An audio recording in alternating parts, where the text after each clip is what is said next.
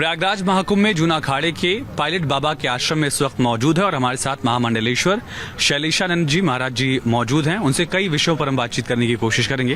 महाराज जी, कुंभ, शाही स्नान, अमृत स्नान, पेशवाई जैसे छावनी प्रवेश, शब्दों के फर्क में क्या छिपा हुआ है?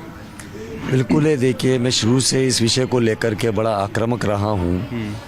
जिन भी शब्दों से, जिन भी प्रतीकों से, जिन भी स्तंभों से हमें आक्रांताओं का बोध होगा या उस काल का बोध होगा जब मध्यकाल के अंदर हमारे ऊपर अत्याचार हुआ था, तो उनको बदलने की मैं कवायद करता रहा हूँ। देखिएगा, तिथियों में तिथि होती हैं दो, विशेष तौर पर अमावस्या और पूर्णिमा।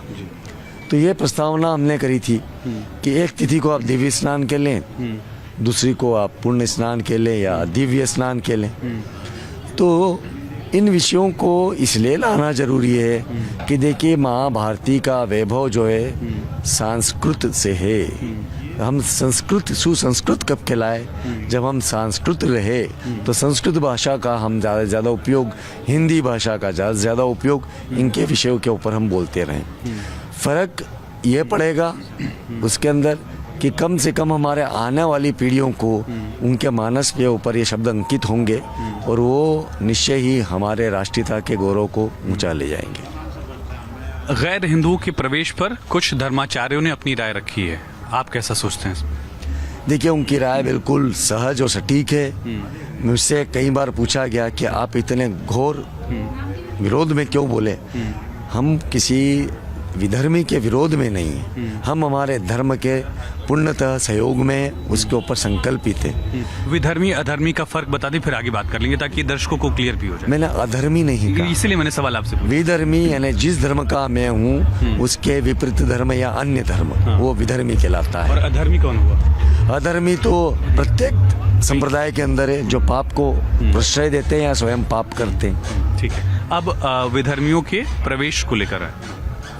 देखिएगा, हमारा एक पूजा की एक पद्धति होती है। जब हम पूजा करने बैठते हैं, अनुष्ठान करने बैठते हैं, यज्ञ करने बैठते हैं या कोई सा भी हम कार्य करते हैं धर्म संबंधित सनातन वैदिक धर्म में, तो हम सबसे पहले ओम अपसर्पंतु और पूरा मंत्र बोल करके दिग्बंधन करते हैं, दिशा बंधन करते हैं, उस दिशा को प्रवेश करते हैं। वहाँ पर हमें यह मालूम है कि ये पशु भी नहीं आना चाहिए, नकारात्मक ऊर्जा नहीं आना चाहिए या अन्य ऊर्जा जो हमारे इस क्रिया के विरुद्ध में है या इस क्रिया के सायुज्य में नहीं है, उसको प्रवेश के ऊपर बंधन करते हैं। तो जब ये क्षेत्र जो है कुंभ क्षेत्र, इसके अंदर निरंतर रूप से हिंदू पद्धतियों का अनुष्ठान हो रहे हैं, यज्ञ हो रहे हैं, योग हो रहे हैं, तो यहाँ पर हमें बंधन करना, दिशा बंधन करना आवश्यक है।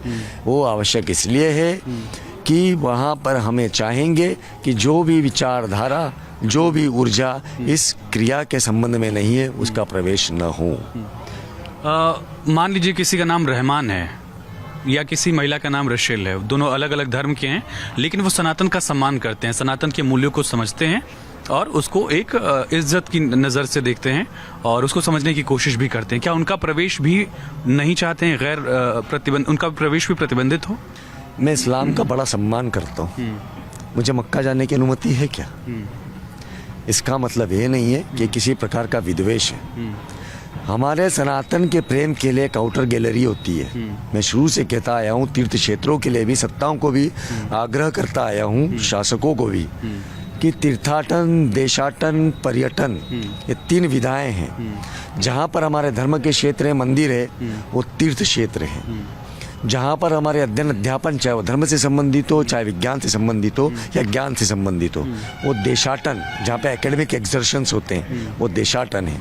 और जहाँ पर मनोरंजन का क्षेत्र है, उसे हम पर्यटन कहते हैं। तो इनको आप समझिए, यदि हमारे ये क्षेत्र तीर्थाटन का है तो इसके अंदर पर्यटन नहीं होगा। यदि बाहरी क्षेत्र है तो बाहरी क्षेत्र के अंदर देशाटन होगा, और बहुत बाहरी क्षेत्र है तो उसके अंदर आप तीर्थाटन कर सकते हैं। तो यदि कोई सा भी विधर्मी हमारे कुंभ के बारे में जानना चाहता है, हमारे धर्म के बारे में जानना चाहता है, तो उसे उस केंद्र के आसपास की परिधि के अंदर उसको आने की अनुमति दी जाए। परंतु जो वास्तविक केंद्र है हमारी आराधनाओं का, साधनाओं का, वहाँ पर उनको आने की अनुमति न दी जाए। जो फॉरेनर्स हम देखते हैं आश्रमों में, खुद कैला माता भी दूसरे धर्म से रही हैं, दूसरी रूट्स से हैं, उसके बावजूद उन्होंने समझा वो महामंडलेश्वर हैं, पहली गैर भारतीय महामंडलेश्वर।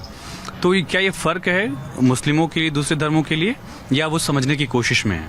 देखिए 52-55 साल से जो हिंदू सनातन धर्म में परिवर्तित होकर स्वयं को आहूत कर रखी है, तो रास्ते खुलेंगे कैसे, जैसे कोई अगर आना चाहे तो? घर वापसी के रास्ते हम शुरू से कहना चाहते हैं कि घर वापसी के लिए हमने कहा कि उनको हमारे रीति रिवाजों से परिचय करवाइए।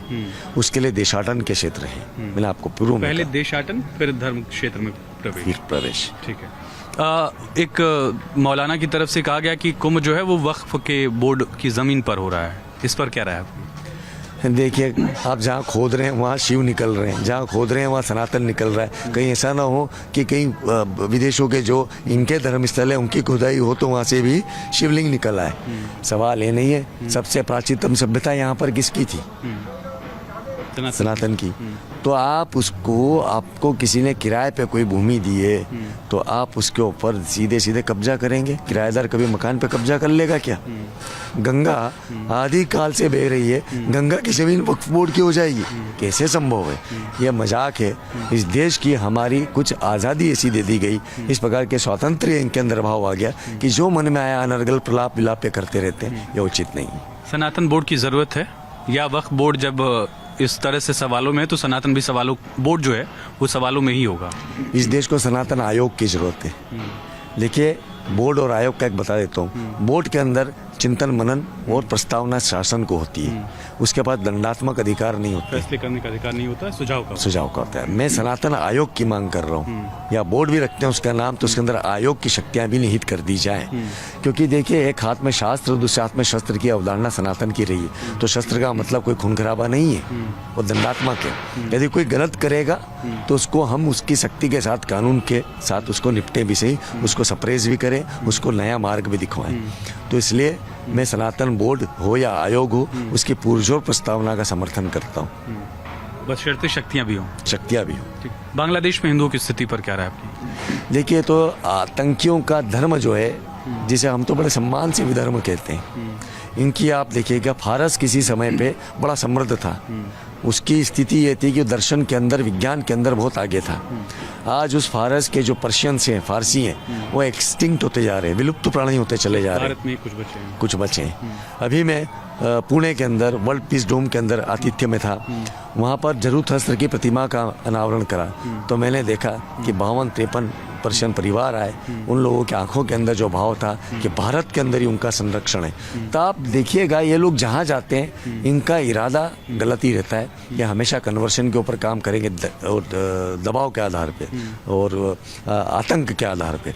तो ये जब धर्म परिवर्तन करते हैं तो ये उस जगह की पूरी साहित्य को, विरासत को, इतिहास को मिटा देते हैं। तो इनका कर्म वही है। तो इसलिए बांग्लादेश के अंदर भी वही स्थिति है। एक छोटा सा देश जो पैदा हमारे कारण हुआ, हमें आके दिखा रहा है।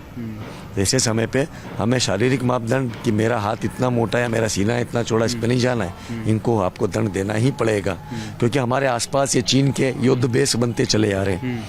बांग्लादेश हुआ, श्रीलंका का विघटन कैसे हुआ? वही उग्र राष्ट्रवाद और उग्र धर्मवाद, ये दो विषय ऐसे होते हैं जो किसी भी राष्ट्र के टुकड़े कर देता है। सोवियत संघ का क्या हुआ? यूएसएसआर से आज वो रशिया होकर के रह गया। तो आप विश्व के जितने भी भौगोलिक परिवर्तन देखेंगे, उसके अंदर ये उग्र धर्मवाद आएगा ही आएगा।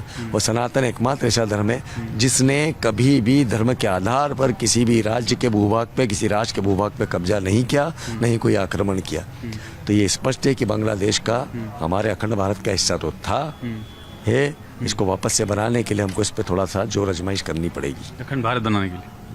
आपने आक्रामक विषयों पर बहुत बेबाकी से बात रखी, धार्मिक विषयों पर थोड़ा चर्चा कर लेते हैं, बातचीत कर लेते हैं। कुंभ का अर्थ क्या है? कुंभ सनातनियों के लिए आना ज़रूरी क्यों है? और कुंभ से हम क्या हासिल कर सकते हैं, ग्रहण कर सकते हैं? देखिए, बहुत दिनों तक जो जल बहता रहता है, उसको आप लेबोरेटरी में टेस्ट करने के लिए भेजते हैं ना, कि बहुत साल हो गए इनको बहते हुए, तो एक घड़े के अंदर रखते हैं, एक बीकर के अंदर रखते हैं, लेबोरेटरी में भेजते हैं। हमारे शरीर में कई कुंभक है। इसलिए योग विद्या क्या कहती है कि आप जलंधर बंद लगा लीजिए, है ना, आप मणि बंद लगा, मणिपुर बंद में कर लीजिए। तो ये बंद जितने हैं योग के, ये भी कुंभ है। ऐसे मन के कुंभ है। जब हम संकल्पित हो जाते हैं मन बुद्धि से, तो जो संकल्प लेना है वो भी कुंभ है, क्योंकि वही छोटा सा जल संचय जो है अभिमंत्रित होकर के सरोवर में जाएगा तो पूरा सरोवर शुद्ध हो जाता है।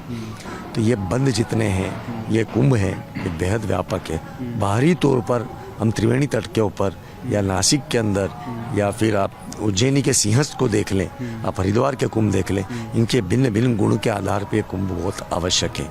हम रजोगुणी हो जाते हैं बहुत ज़्यादा। रजोगुण क्या है? रजोगुण के अंदर आपके अंदर राजसी तत्व है, आपके अंदर आधिकारिक प्रवृत्तियाँ हैं। अहंकार जो है, पूर्ण अहंकार रजोगुणी नहीं है। अच्छा पूर्ण अहंकार तो तामसी हो जाएगा। अच्छा।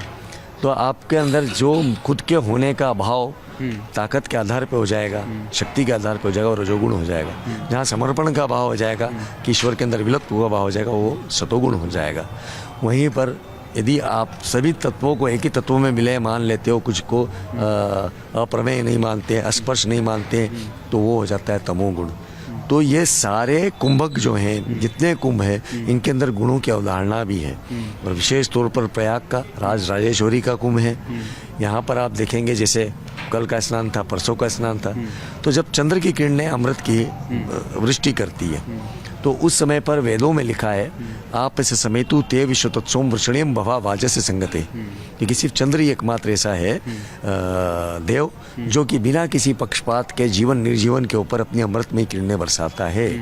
तो ये उस श्लोक का एक भावार्थ मैंने बताया कि आपने पूर्णिमा का, पौष पूर्णिमा का जब स्नान करा तो आपने जल के अमृत तत्व का वो करा पान, और चंद्र जो होता है, जल जो होता है, आपके मन का कारक होता है।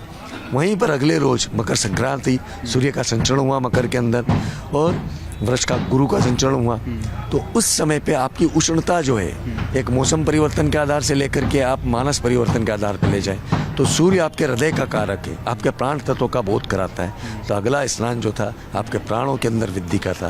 तो चिंतन मनन के साथ में आपके शारीरिक शक्ति को वृद्धि करने वाला, यानी आपके शरीर मन बुद्धि आत्मा चतुष्टयों का बोध कराने वाला, उसको पुष्ट करने वाला, ये दोनों स्नान और आने वाले भी सभी स्नान इन्हीं बोधों से परिपूर्ण है। इसलिए कुंभ का बेहद महत्व है और कुंभ के स्नान का महान महत्व है।